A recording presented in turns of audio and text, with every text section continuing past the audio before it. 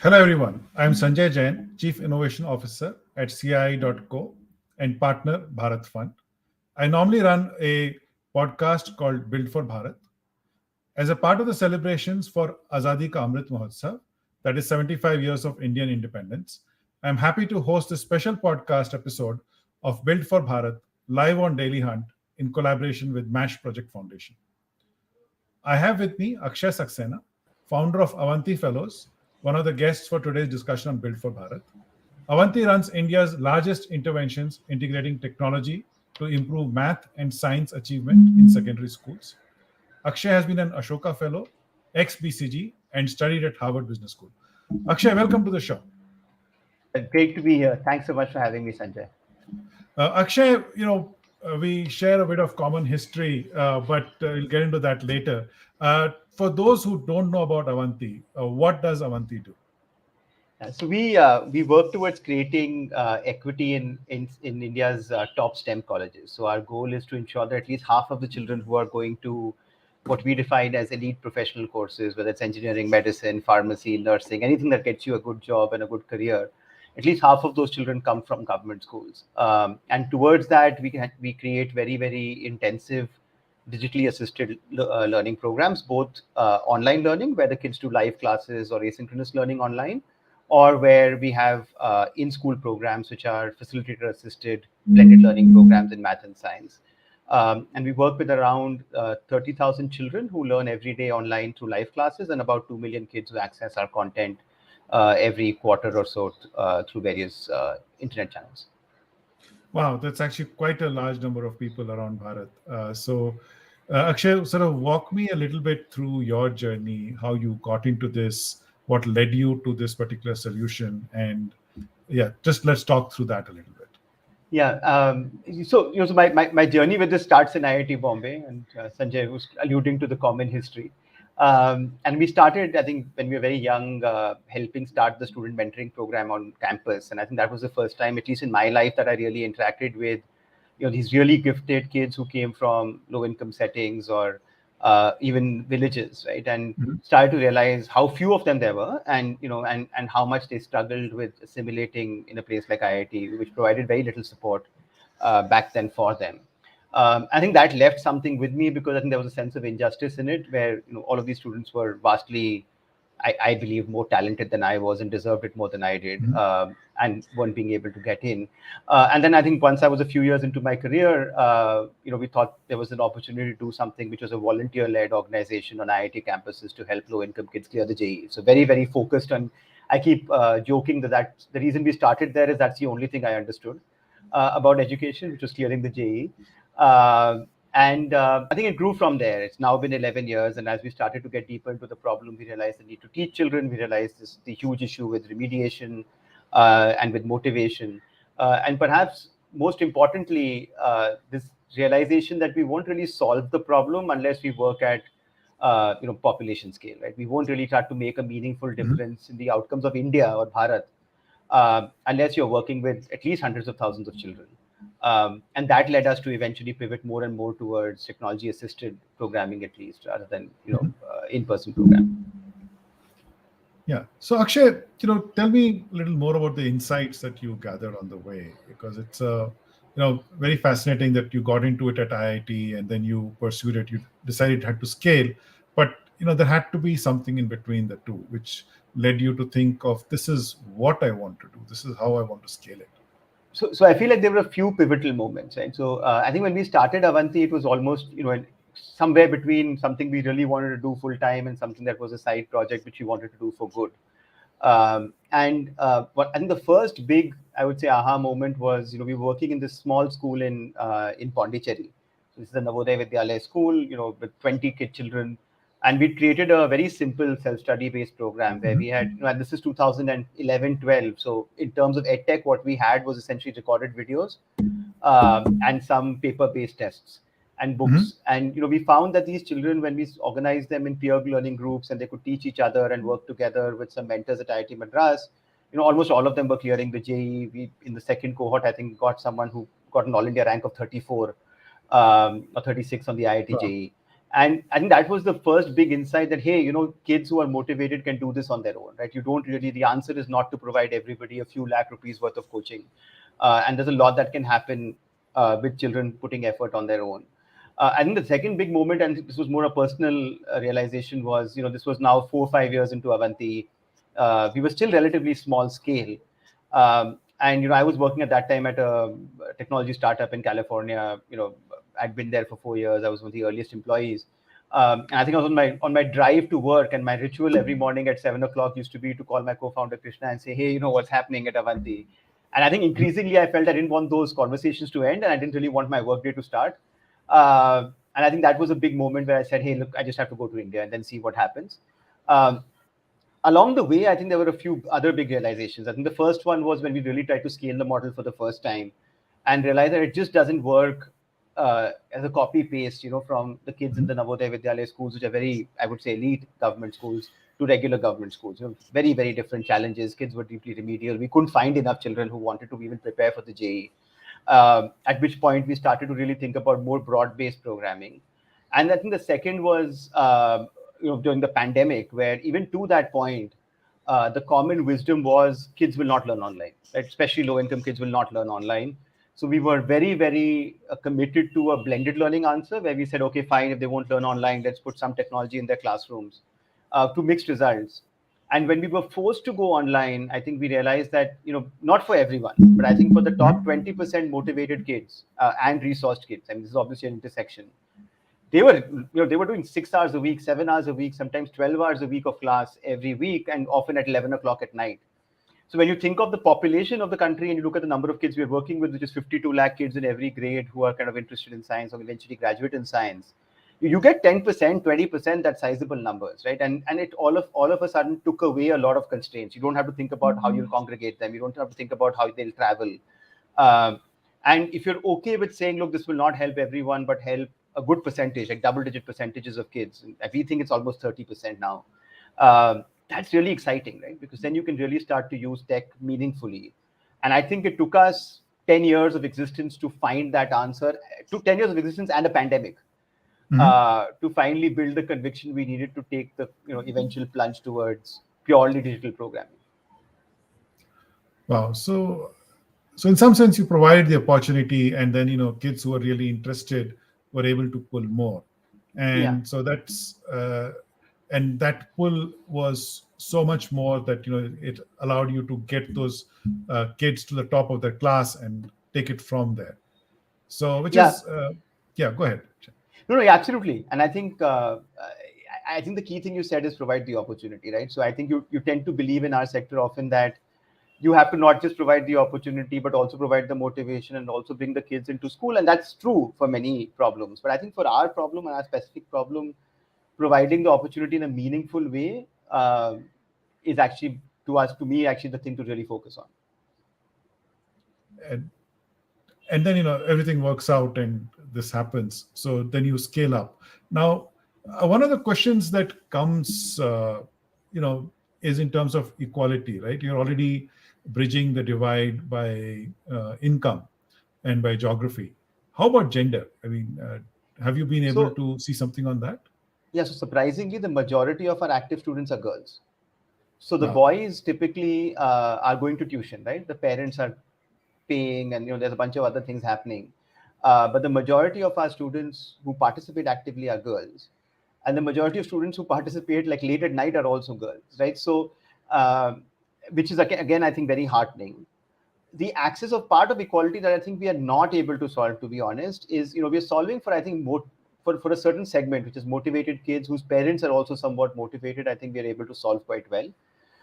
For motivated kids whose parents aren't quite motivated or not as well resourced, I don't think we have a good answer by ourselves. But my conviction there is that the government has to provide those answers, right? We are not going to build last mile infrastructure as a non-profit, right? So it has to be done by the government. And there's been a couple of great things that have happened. So Haryana, for instance, is one of our partner states, just gave a tablet to every child from 10th to 12th, right? Huge undertaking. The Navodaya Vidyalayas that we worked with just, I think, bought almost 70, 80,000 tablets themselves, right? So it's procurement of devices, provision of internet. I think this kind of pipeline laying, the government seems to be increasingly willing to do, provided there's something you can do on that pipeline. Great. Wonderful. And so, yeah, no, it's inclusion is a hard task across Bharat, and you're doing it in education, which is also a very hard problem. I mean, there are very few success stories in terms of actual outcomes, right? I mean, there are success stories in terms of dollar outcomes, but not in terms of actual outcomes on the ground, changing the way people learn and are able to, demonstrate that. So, I just want to go back to your core insight. What inspires you? What keeps you going? No, I think I am a big believer in the potential of young India, right? I think, and young people in India. I think that's the only. I mean, I think I've realized over now. I've been at this a while. I think that's the one thing that really excites me. I think ever since I was young, I think I grew up in the '90s, which was a period of great optimism, right? Like we all felt, we could do a bunch of stuff. India was growing, and all of those things.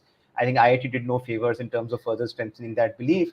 And I think in many ways, what's at my core and keeps me excited is that belief that look, we as a young country, we're full of young people who are very, very, and I think it's important to recognize the fact that the degree of motivation in young people in India to get ahead is not Mhm. common. It's not way to the where. It's not common across even South Asia. It's not common even across the rest of the world or developed countries. Like our kids and our young people in general have amongst, I believe, like the most are amongst the most motivated and the most willing to take risk and personal effort to get ahead.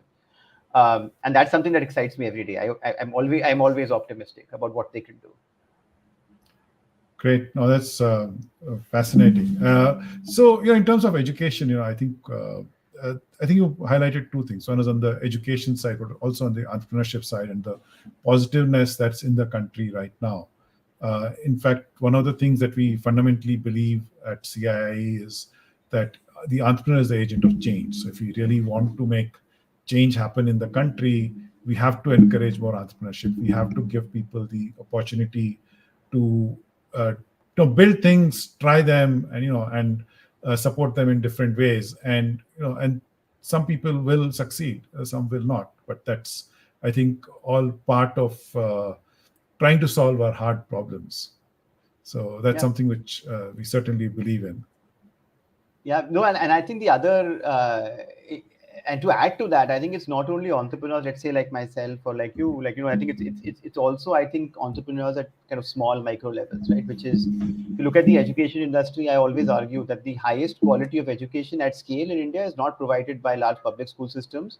It's actually provided by small individual tutors, right? Like that's the biggest part of the edtech industry, like more so than large organized players. That's also the best. I would say if you really went out and started looking at who created learning outcome shifts for kids, most places, of course, the public school system plays a big role in a variety of Mhm. ways, but the impact of these kind of small mom and pop tutors, good and bad and ugly, is is I would say at par with what happens inside public systems. And I think one of the great exciting things about technology is that you could all of it filters down, right? Like a good enthusiastic tutor will use Mhm. every technology tool that's available at a reasonable Right. price, and that's exciting too. Yeah, but isn't it possible to build the right kind of platforms? Right? I mean, I think in India we have had this interesting journey of building public platforms, and one of the questions that keeps coming to mind is how do we provide them the support that then they can pull and build for themselves? And I think, for example, I think you've been involved in some of the Egg Step efforts around Sunbird. I mean, do you think that's sort of kind of pushing in that direction a little bit? So I think that's critical, right? So I was actually, this is one of the questions I had for you as well, which is I think if you look at the history of large public goods, right? And I think the Mhm. easiest one, I feel the easiest analogy is something like Wikipedia, right? Which is a large public good, which is individual funded and donor funded, but not government funded. I think most of what all of us say is, it's easy to learn online or it's free to online or learn online is Wikipedia, Stack Exchange for software development. Like these public good platforms, I think are, even if they're commercially owned, are actually really the backbone of learning on our own. And there hasn't really been a concerted effort prior to Diksha Xtep to do that, right? So there's always been isolated efforts at state levels, which have gone not so well. Uh, so I think this desire, and I think beyond Diksha, even the NDR framework, which is like this Mhm. framework where I think we've come together to say here's a language in which to build software for edtech, which if you want it to be publicly accessible and to make it free, I think is really really critical. And like with everything else, it'll take us some time to figure it out, right? Like it's not going to happen overnight. And like you said rightly, and I think it'd be useful. So kind of my question back to you, it'd be really useful to hear even the UPI journey, right? It's not something that you get right first time. It's not something you get right even in the first maybe decade of doing it. But laying down these pipes and putting down public infrastructure is of utmost importance, because how will a small tutor, let's say in Bihar, in Chhapra, some town in Bihar, really be able to provide high quality education to a child if he or she does not have access to some free adaptive learning software or some free open source content? Like it's just not going to happen, right? And right now, in the absence of commercial edtech, there is no alternative. So you either pay, a commercial player and hope that they play well with you and don't take away all your profits, or you do nothing. You still buy the same 50 rupee book that your grandfather was buying to teach children. So I think it's absolutely critical that there is a public infrastructure for this, and there's a public infrastructure that's somewhat controlled and curated and of high quality. Uh, so I think I'm a big fan. I think it really needs to get done. But maybe let me ask you a question then, Sanjay, which is, Sure. might be really useful, and especially for young people listening, right? I often find that there's a little bit of a we tend to hear or grow up in this culture of startups, right, where we believe that everything iterates in like weekly cycles, and if things aren't hitting hockey sticks in 6 months, you should shut them down. But the journey with building public goods and public infrastructure is quite different, right? So, and you've been at the heart of it in a variety of ways. I believe like even Google Maps is actually public infrastructure, even though it's advertising funded. So maybe talk a little bit about what you've seen, right, in building like these tech first products. How long does it take? How do you know they're working? I mean, just even for me, and I'm sure for many young people, that'd be really interesting to learn. No, it's actually quite interesting thing to start thinking about some of these problems, right? I mean, you actually started the problem to solve. So for maps, clearly, there are a bunch of problems regarding map data and having it accessible to all. The simplest thing I remember way back, you would send out a invite for a birthday or a wedding or whatever, and you would attach a small map to it saying you come to this point, you see the store, you turn right, and you see this landmark, and then you go here, and then this is where we are going to be meeting. And this was common for a long time. And logically, what it told us that people really need maps as a part of their day-to-day life, but having a common map is a great thing. And if I am willing to draw the path to my home on a real map, then everybody around me benefits, and people can just add little bits of information, and you can end up with this map of the entire world. And that's really what we try to do at this product. We built a product called Google Map Maker with that core insight: is you take satellite imagery and you can draw on top of that, and after that everything is geometry, right? A line is a road, a rectangle could be a building, a parking lot, whatever. And so we then did that, and that how did we know it was working? First is, of course, we tested the hypothesis in different ways, and we found that people are able to use it and draw it well. And then we did it at a really large scale. I mean, Google Maps for India launched with data from that product, and so did 170 other countries. With Aadhaar also, again, we started with a well-known problem, and which was that many people didn't have a good identity, and that many of our subsidy programs depended on identity to be more efficient. We had a problem of either people not getting any or people getting it multiple times, and neither is good for our system. So we had to find a way to make sure that everybody got what they deserved, and not more, not less. So we then found that identity was actually a key part of many such systems, because this really goes across multiple subsidy systems. And the core single place where we could address this was really around ID. And so that's what we did. Yeah, I mean, UPI is a different story, but yeah, we'll come to that as well. Akshay, you're on mute.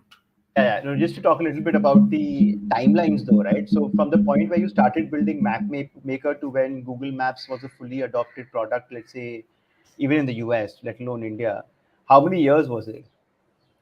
So it was actually, Maps had a lot of adoption because it was pushed by Google, right? And pretty much by the time we did this, Google was quite a successful organization, much smaller than today, but still quite successful. and so automatically you actually got a lot of usage. But getting Google Map Maker, which was not as easily accessible on the homepage of Google, was a bit of a challenge, and we did have to do some advertising actually to get users to come to this product. Uh, but the fact that it actually showed up in Google Maps data was massive validation for the users, that I could draw the road to my house, and within a short amount of time it would show up on Google Maps, and people could find their way to my place very easily, or my business, more importantly. And that was what drove usage quite a bit. But it was about 6 months to a year before you knew that it was fully working and it would succeed. So yeah, and Aadhaar, because I think many people believe that UPI was just Nandan one day woke up and said, I'm going to do Aadhaar, and it just happened in 2 years, right? So that was that was a much longer journey. yeah, Uh, no, ID has been a really long journey, right? I mean, the government of India has been trying different ways of solving some of these problems, and some social, national security problems as well. Post Kargil, there was a need for us to be able to identify citizenry, and that was one element of it. But eventually, I think what won over was the subsidy problem, and so that really was something. We're spending about 20-30% of our budget on subsidies, and if you're not sure it's getting to the right person, then there's a massive wastage. I think one of our former PMs said that only 20 paise of every rupee we spend goes to the poor, and that really means that we have a massive problem from taxpayer funds, which are really limited in quantity. That if you're going to waste so much of it, then we have to actually do some kind of way to distribute subsidy, and ID was an important element of that.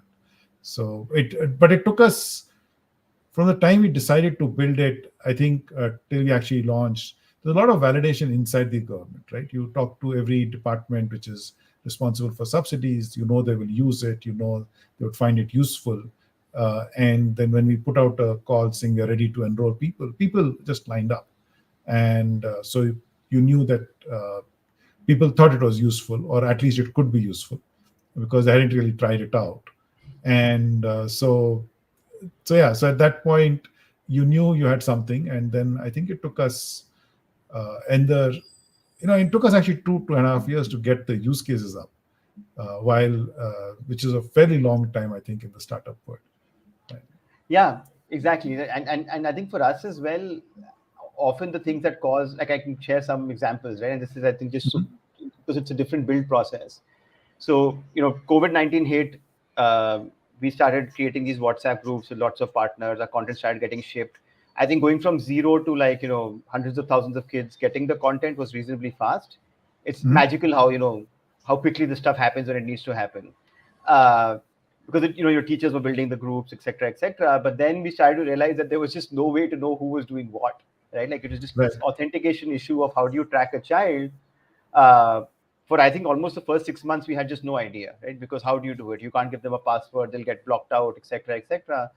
And it took us almost like 6 months to build that solution. And in the absence of that solution, we had no reporting, and we had no school level reporting, and we had no other than macro information that this thing was working.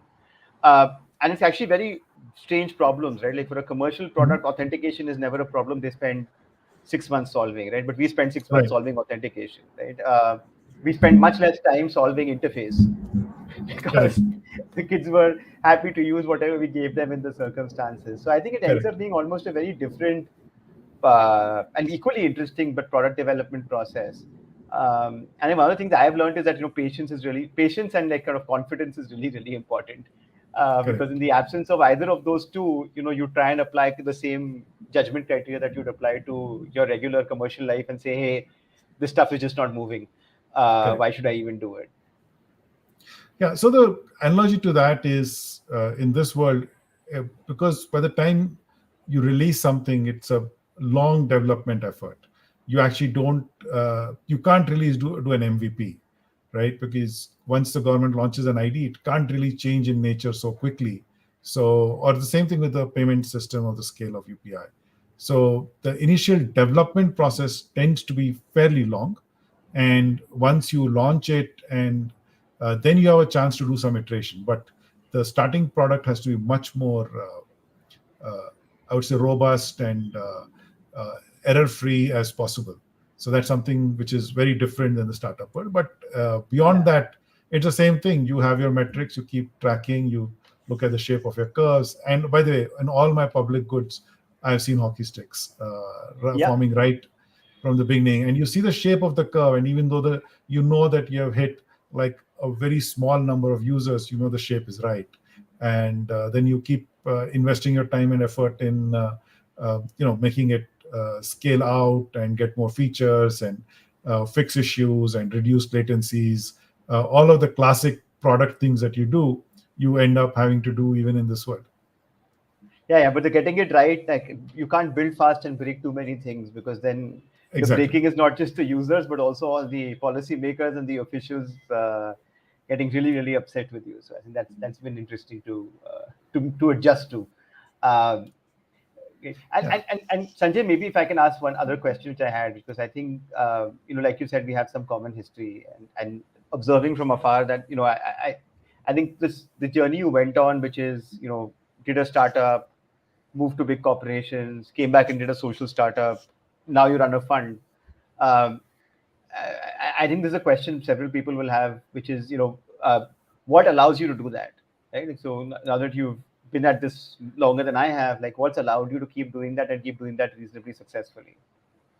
So the first time I, did a startup, the backup to me was really that, I have a degree from IIT, I can always get a job, right? I mean, that was the only backup I had. I mean, there's not no family money to speak of. There was no cushion to fall back on. It was really गिर जाएंगे तो उठ के वापस खड़े होना पड़ेगा, right? It is and हो जाएंगे because I'm good enough that I'll get a job, and that confidence was there. And but even now, right? As I do new things, and I've never done a fund before. And about 4 years back, I decided that to pursue the goals that I was setting up, I needed to do a fund. And really, the idea was that we had built all of this thing around the India stack, and we didn't have enough startups who were building on it. And the view was that they wanted early stage risk capital, which at that time we were not getting enough funding for. And so the thought was, maybe let's get some capital together, and then we'll have all of the startups use it. And the folks we spoke to said, if you help invest, then we'll do it. And so I went from being an engineer to being a VC, right? And it was really, I think, pursuing the same goal, right? You do what it takes. Your role itself is, and as an entrepreneur, you'll recognize that, right? I mean, you can carry any title you like, but end of the day, all you're doing is saying, how do I make this thing successful? How do I make it work?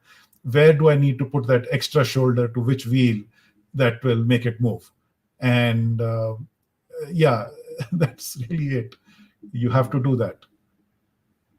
I feel like irrational, endless confidence and optimism seem to be like the biggest factors. And I think when we talk to our students, I think one thing I keep trying to reiterate is that even if you don't go to an IIT, and very few people will have that that fortune to go do that, but no matter where you go and what you learn, I think you have to get good enough at something that you have this irrational confidence. Otherwise, it's very, very hard to lean back on something. Right? I feel like with software development, that's become easier because as long as kids know that they can write code, they know they'll always have a job, right? And that's one of those most straightforward things. And I feel like if you know that you can sell something and you're good at sales, that means you'll always have a job. But I think it's quite important to get really good at something. I think for us, I feel like we were really, really, really good at just math fairly early in life, which helped us hopefully then get good at other things. So. Yeah, no, I think STEM is a very important set of skills to have. And I mean, the work you're doing on that is great because end of the day, if you're able to look at something with a scientific manner, right? I mean, it's the whole aspect of the scientific method is that you look at data, you try things, you learn from it, you change experiments, etc. And if you have that view, then I think that gives you a confidence of saying, okay, I know it's working, I have early signs, and I can go deeper or otherwise, right? And and it's great to see what you're doing on that. It's very exciting. But I think just to double down on that, I think that's I think another thing which is really to me really important, which is it's less about the subject, it's more about the approach, right? And I think this is definitely, I would say, especially the last few decades have really been the era where the ability to kind of hypothesize, evaluate, and then scale in whatever function, in whatever way, has been rewarded disproportionately, right? So I think Right. there's no matter what you do, eventually, like studying STEM is really, really helpful. And there are very few other, I would say, academic disciplines that have this as baked in as STEM. I wish they did. So I wish we taught history in the same way, and we taught language in the same way as it should be taught. Right. But unfortunately, that's not how we teach these things. So hopefully, NEP will, like, the new education policy aims to fix that. So we'll have more STEAM, more STEM like arts and more arts like STEM, and that will be nice if we can get that. So Akshay, I mean, look, I mean, you graduated from IITB about 20 years after I did. And I know that when I graduated, not one of my graduating class chose entrepreneurship right away. Not one of them, right? I mean, many of them became entrepreneurs later in life, but not right after college. Tell me how it changed for you. So I think I think even for me, I think the one big difference was just the amount of money we made. It was very different, right? So when we graduated, I graduated in 2006. This was, I think, the peak pre-bust, right? This is 2008 was the crash, but this was the peak before the crash, which meant that there was almost no one on campus that didn't graduate with like an exceedingly high salary package. In most cases, more than what their parents made, at the time. Mhm.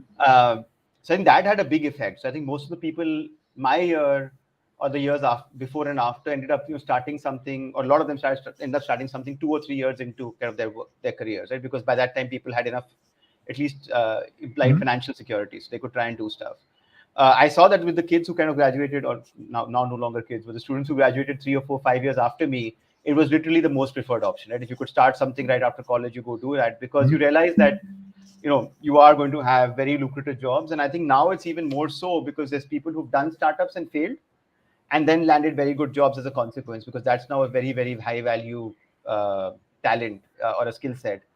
So I think many more people will start up. I think the other thing that's really, really expanded is access to capital. So no matter what you're starting, whether it's a non-profit company, tech-based startup, food and beverage startup, anything that you can think of, if you start, you will find backers. And even now, post the funding kind of shrinkage, even now, I think most people who are really committed to starting up are finding some capital, right? And the other great thing is, of course, AWS, Google Cloud, all of this other stuff that comes pre-built. You can kind of have like a MVP product running in a few months if you really commit to it.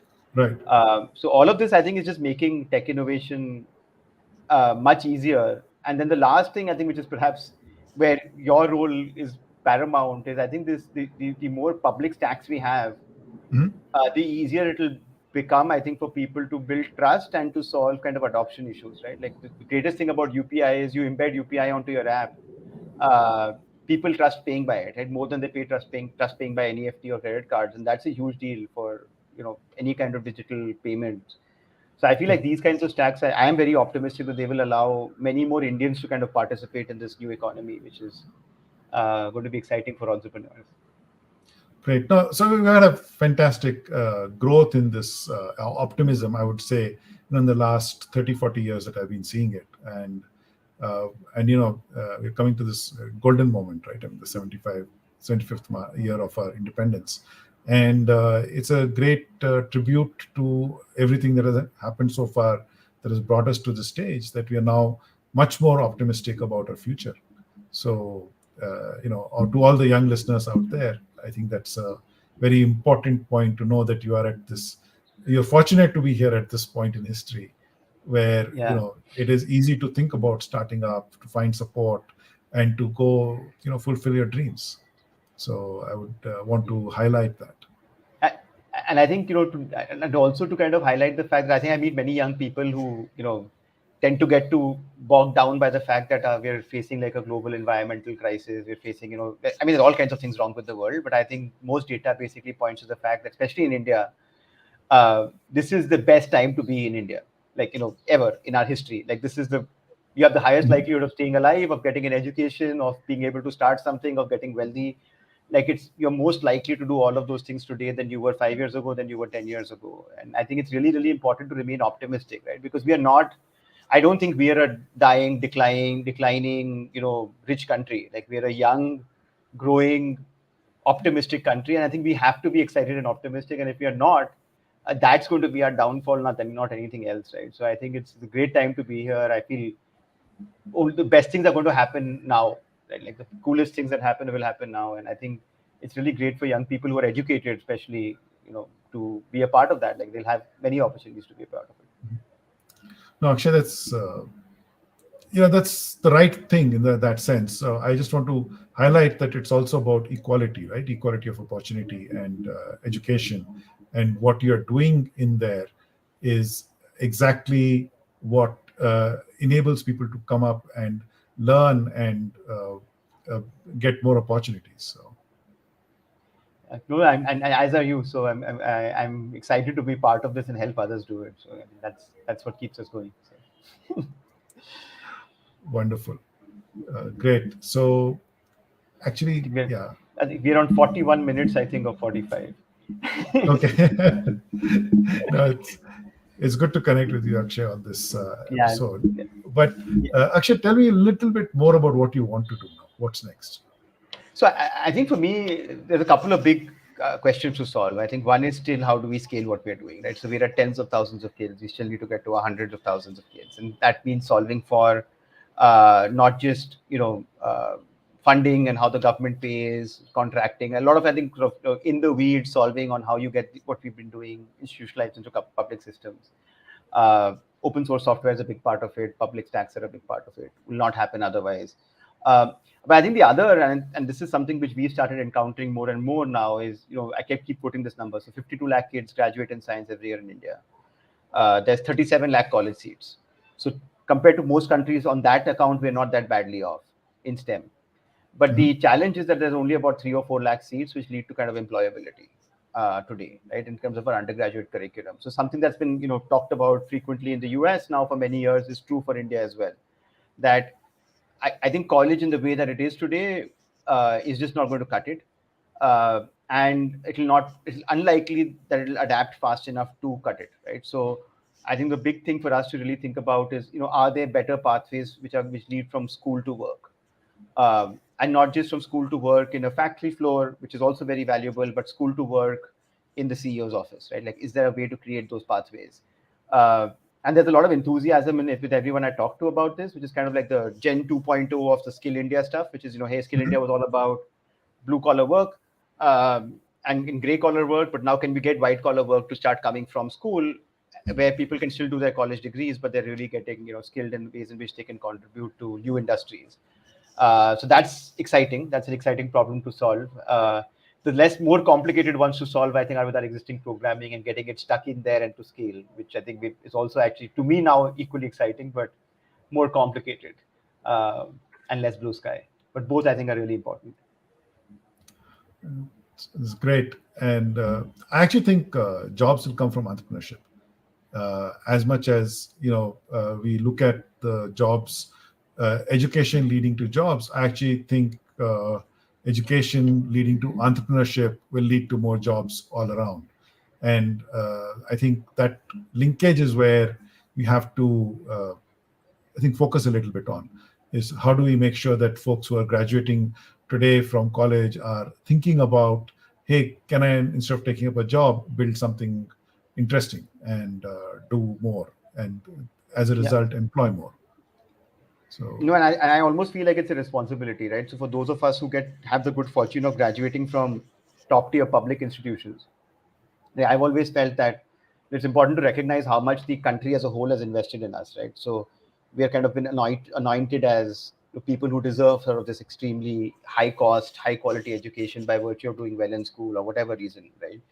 So I think it's important to recognize that, part of what we should think about is how we help those who come behind us, right? And I think starting something is one of the best ways to do it, right? Because if nothing else, you'll at least try to solve something no one else solved before. And you'd probably try and solve it at scale and deploy capital and attract investment and do all of these things, I think, which you're absolutely right. I think it's the only real way to do things differently, right? Otherwise, even today the government remains the largest employer, right? So until we start to have much larger private enterprise or organized private enterprise, I think we're going to always have the problems we have today with unemployment. Great. Yeah. So I think with that, I'm going to, wish all our audience a very happy Independence Day in advance. And this is really, as we spoke, we are at a golden moment in time where we have spent 75 years coming to this point where we are all very optimistic about the present and the future, in spite of all that is going wrong around us. And so I would really, encourage everyone to work together to build a better Bharat. Uh, I also want to thank, Akshay for being a part of this conversation, and to MASH Project Foundation and to Dailyhunt for bringing us together in this live podcast and talking to all of you. And really look forward to a very exciting time in the future. Thank you. Jain.